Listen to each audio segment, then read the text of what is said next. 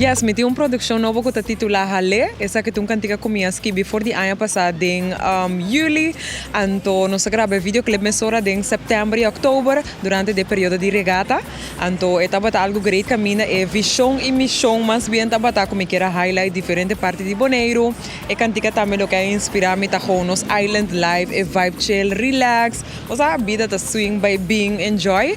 Então, essa aqui estava netamente lo que me quer ilustrar também em videoclip caminho nos por aqui. Essa aqui empieza com minha mesa componer, Hale.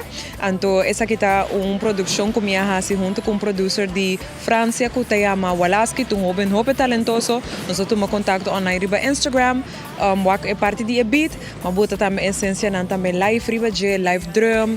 Robert Felida também na Bonaire, a bota sua parte de bass e guitarra e também tá bota tem elemento não que nos por agis, você cumpre com esse course completo, live vibe. Yes, seguro me quero agradecer também botin Dash Music Studio que também tá boneriano biba na Holanda, caminho nos por gravar e live drum dentro do estúdio, dentro temporada de dia de Bonaire na Holanda ano passado.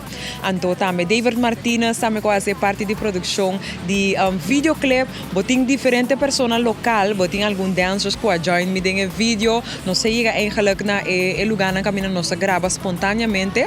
Então dispondrendo na momento, você que sair dentro vídeo, você que join us on sim, dus coisa vira happening leuk spontaneamente em momento aí. Se eigenlijk você estava de 2 bandas que chega de acercar-me, não 3 para gravar produção criou, mas bisa na on, stelle, nós está guardando. Que menor não stelle não sei.